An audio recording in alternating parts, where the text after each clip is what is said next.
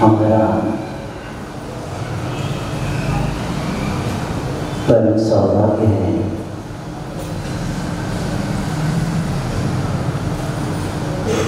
कि जैन धर्म को आगे बढ़ाने वाले तीर्थंकरों ने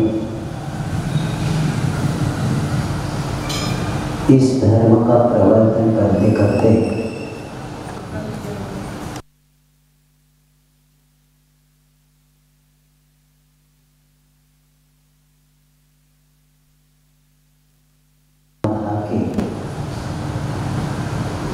प्राणी मात्र का कल्याण का लक्ष्य लेके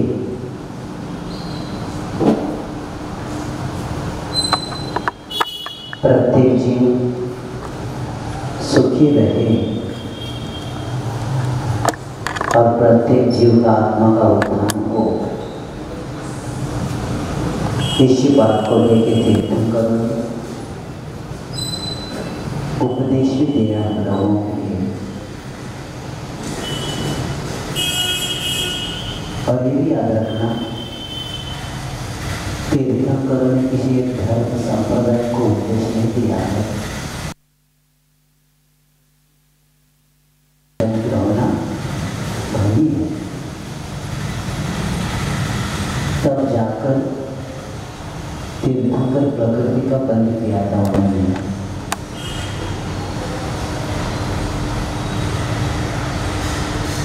भव्य की भी कल्याण की भावना आने के बाद तीर्थंकर प्रकृति का बंद होता है। भव्य का तो कल्याण हो ही जाता है, लेकिन जो व्यक्ति प्राणी मात्र की कल्याण की भावना भाता है वो ऐसा नहीं कहता कि भव्य का कल्याण हो जाए। नहीं, प्रत्येक जीव का कल्याण यानी अभव्य की भी कल्याण की भावना भाने वाला वो जीव तीर्थंकर प्रकृति का बंद करता है। आप लोगों ने अपने जीवन में के बहुत मूल्यवान समय निकाल के ये सोनाकरण भावना भा रहे। पहले दिन हम लोगों ने दर्शन विशुद्धि की भावना भाकर आए हैं। बस दृष्टि हमारी निर्मल बने।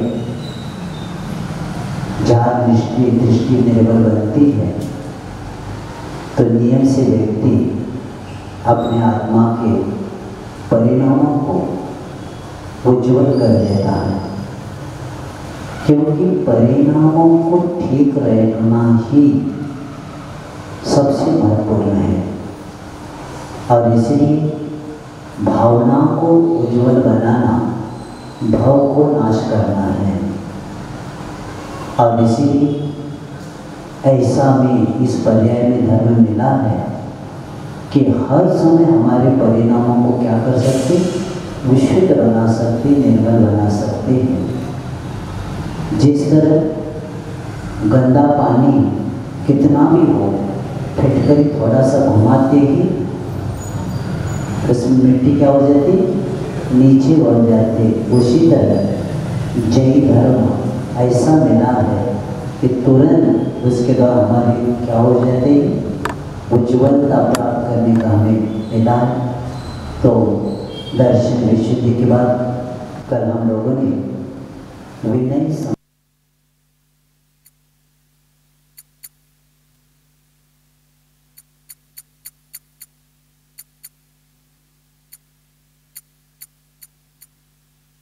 शक्ति को केंद्रित करता है, केंद्रीकृत करता है और गुणों का और विकास करा देता है।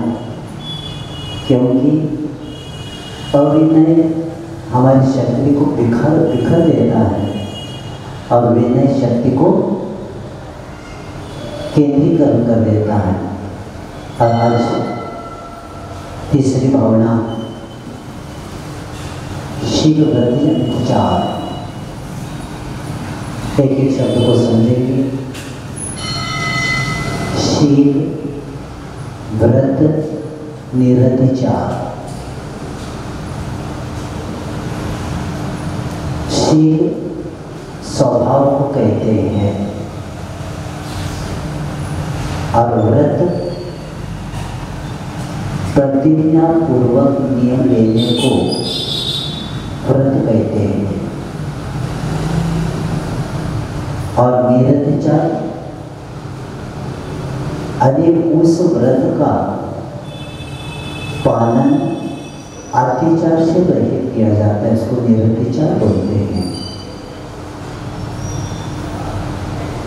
स्वभाव को प्राप्त करना है तो व्रतों को धारण करना पड़ेगा। ये हम लोग स्वभाव को क्यों प्राप्त नहीं कर पा रहे कि असंयम के कारण पर पदार्थ से, पंचेंद्रिय विषयों से हम प्रभावित होने के कारण हमारी आत्मा विभाव में चली गई है। और विभाव में हम सुख ढूंढ रहे हैं, क्योंकि विभाव पराधीन कर देता है। और जहाँ आत्मा पराधीन हो जाती है वह सुख कैसा होता है? समन्वयाचार्य रत्न श्रावकाचार्य में बताते हैं, कांक्षिता में कर्म फलोवस्य शांति दुखे नृत्योदय पाप के सुखे नास्ता श्रद्धा कांक्षण श्रद्धा। हमारा वैभाविक विभाव में जो सुख ढूंढ रहे वो कर्मों के अधीन, अंत से सहित, दुखों से मिश्रित और पाप का भी कार्य होता है। इसलिए हमें विभाव के द्वारा सुख नहीं चाहिए, स्वभाव के द्वारा चाहिए। और वह स्वभाव प्राप्त करने के लिए व्रत को धारण करना पड़ेगा। जीवन में व्रत के बिना जीवन जीना आप अनुशासित नहीं रह सकते। व्रत लेना ही प्रतिज्ञा करके व्रत लेना ही अनुशासित रहना।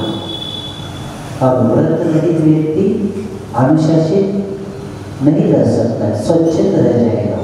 और स्वच्छंदता में स्वतंत्रता का आनंद नहीं आता, क्योंकि स्वच्छंदता एक ऐसी होती है जहाँ मर्यादा नहीं रहती। तो इसीलिए हमें अपने स्वभाव को प्राप्त करने के लिए व्रत को धारण करना चाहिए। व्रत कभी छोटा नहीं होता। आचार्य से बता देते, ज्ञान सागर जी कहते थे कि व्रत तो व्रत होता है, व्रत कभी छोटा नहीं होता, लेकिन प्रतिज्ञा पूर्वक उसको नियम दिया जाता है, इसको व्रत कहते। एक प्रसंग याद आता है पद्म पुराण का। सब व्यक्ति गुरु के पास जाकर व्रत प्रतिज्ञा पूर्वक ले रहे हैं। तो एक व्यक्ति पूछते थे, रावण वहाँ बैठे थे, आप भी कुछ नहीं ले लेना। रावण कहते हैं, मेरे पास किसकी कमी है? और सब मुझे चाहते हैं और सब मेरा काम होता है, तो नियम लेने की, व्रत लेने की क्या जरूरत है? तो भी कहते एक छोटा सा लीजिए। तब रावण एक छोटा सा नियम लेते हैं कि मैं किसी से जबरदस्ती नहीं करूँगा। छोटा सा व्रत प्रतिज्ञा ले लिया और इसी व्रत ने उस रावण को पाप से बचाया। जब सीता जी को अशोक वाटिका में रखा था, कितनी बार उसके पास गए रावण, लेकिन वह स्वीकार नहीं किया उन्होंने।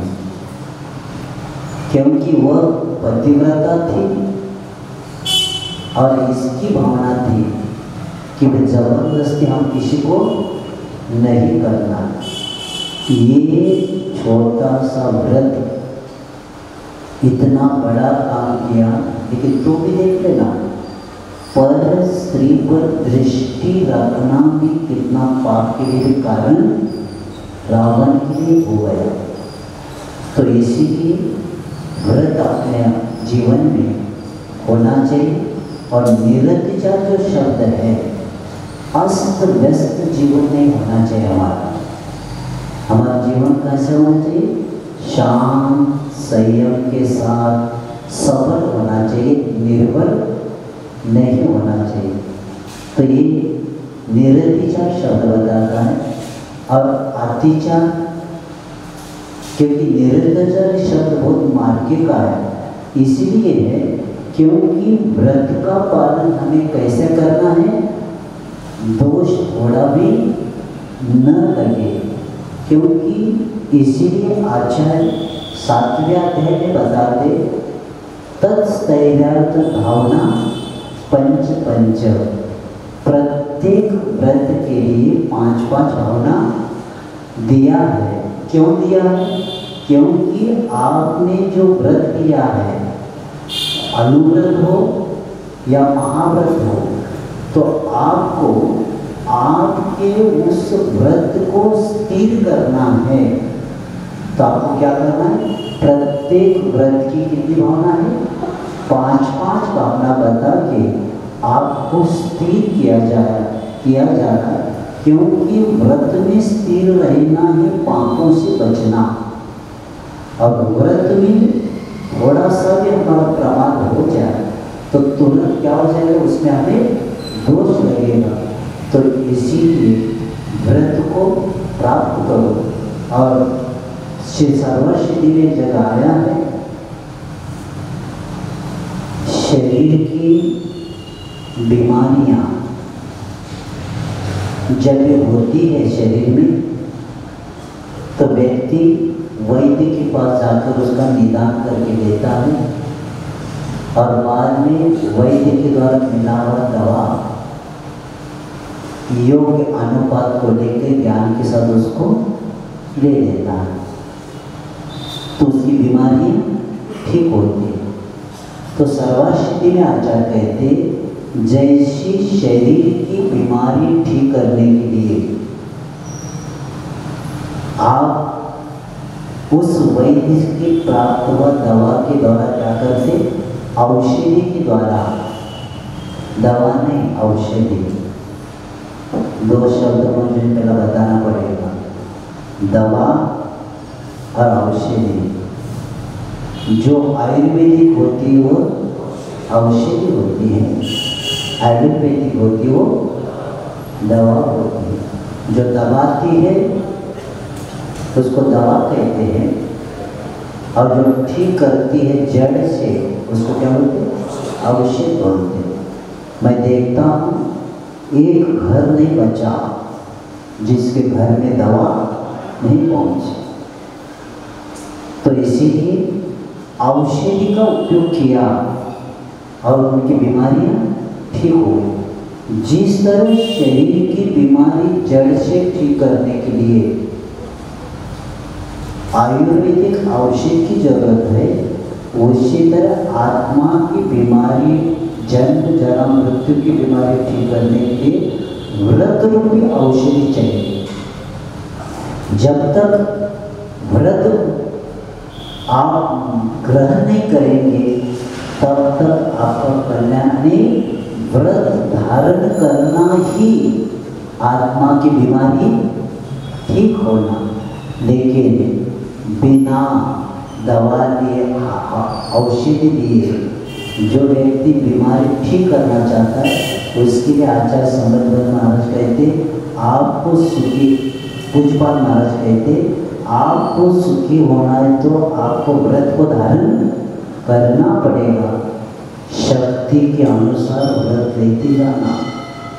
आप सुबह भगवान के दर्शन में पानी नहीं पीते, संकल्प करो, व्रत है छोटा सा, लेकिन संकल्प इसलिए नहीं करते, रात को अटैक आ गया तो क्या करें, रात को कुछ पीना पड़ा तो क्या करें। अरे कई सालों से रात को पानी भी कई लोगों ने पिया नहीं, लेकिन संकल्प नहीं लिया तो क्या हो गया। अब 365 दिन में कभी कभी एक दिन कुछ विकल्प हो गया, पिया होगा, लेकिन 364 दिन का नुकसान एक दिन के पीछे हुआ। इसीलिए सावधान हो जाना कि आप व्रत छोटे क्यों हो, लेकिन जो लेना चाहिए तो व्रत पालना बहुत महत्वपूर्ण है। और इसी के लिए आज की भावना इसीलिए आई है, अपने स्वभाव को क्या करना है कि स्थिर करके स्वभाव को प्राप्त करना है।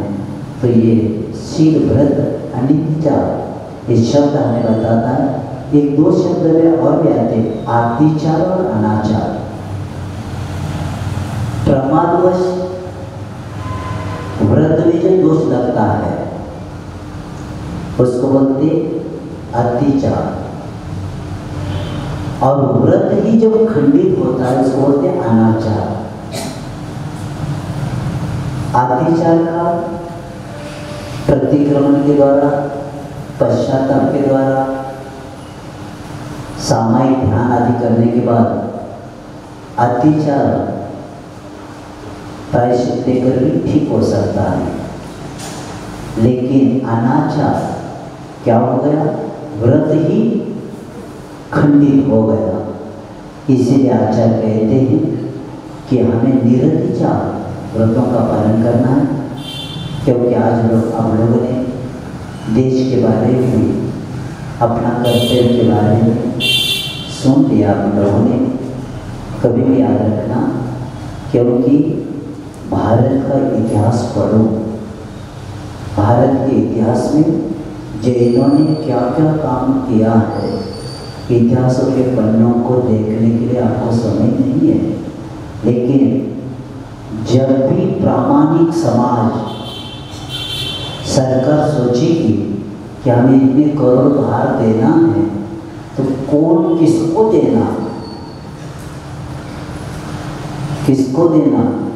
जब मंत्रिमंडल में चर्चा हो जाएगी ना, तो जैनों का ही नाम आएगा। जैसे मैंने प्रतिवर्ष श्रावण प्रभाव में बताया था कि अकबर के दरबार में जब चर्चा चल रही थी, तो एक मुसलमान कहता है कि कोषाध्यक्ष जैन को क्यों रखा है आपने, इतना करोड़ों का हीरा जवाहरात वहाँ रखा है, अपने समाज के व्यक्ति को रखना चाहिए, ये जैन को क्यों रखा। तो अकबर ने एक ही उत्तर दिया था, वहाँ का एक हीरा भी उठाना पाप मानता है वो। कौन? जैन। इसलिए मैंने क्या किया है, जैन को रखा है, क्योंकि जैन व्रतों का पालन इतना अच्छा करता है कि दूसरे की वस्तु उठाना भी पाप मान लेता है। तो ऐसे उस तत्व को हमें समझ के ये कार्य करना है, और प्रत्येक व्यक्ति को अपने जीवन में थोड़े थोड़े व्रत नियम लेके अपने कार्य करना है। और कल से पर्युषण महापर्व शुरू होने वाला है। जो विषय कशांश मूर्छित जिनके आत्मा है, मोह कृपी मिथ्या कृपी कालरात्रि में सोए हैं, उनको जगाने का काम आज आपको करना है। पर्व हमें जोड़ने के लिए आता है। किसको जोड़ने? धर्म को जोड़ने के लिए आया है, और प्रदूषण को दूर करने वाला पर्युषण पर्व होता है। हमारे आत्मा में अनंत काल से मिथ्यात्व अज्ञान और असंयम के कारण हमारा आत्मा का पर्यावरण क्या हुआ? हमारा आत्मा का पर्यावरण बिगड़ गया है। अब उस पर्यावरण को ठीक करना है तो हमें दशलक्षण पर्व जीवन में बहुत अच्छे से मनाना है। आत्मनिरीक्षण, आत्म परीक्षण, आत्म विकास, ये सब इसका संबंध है। कल से इसका प्रवचन शुरू हो जाएगा।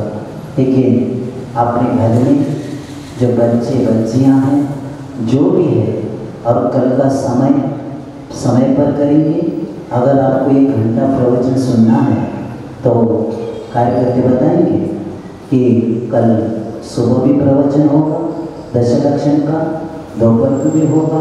वो कौन से कब होने वाला है वो बताने वाले। लेकिन कल से समय पर आएंगे और समय पर कार्यक्रम क्या करना है आपको करके इस एक दशलक्षण महापर्व में अपने को प्राप्त करके और ये बताएंगे कल का प्रवचन कब किसका होगा।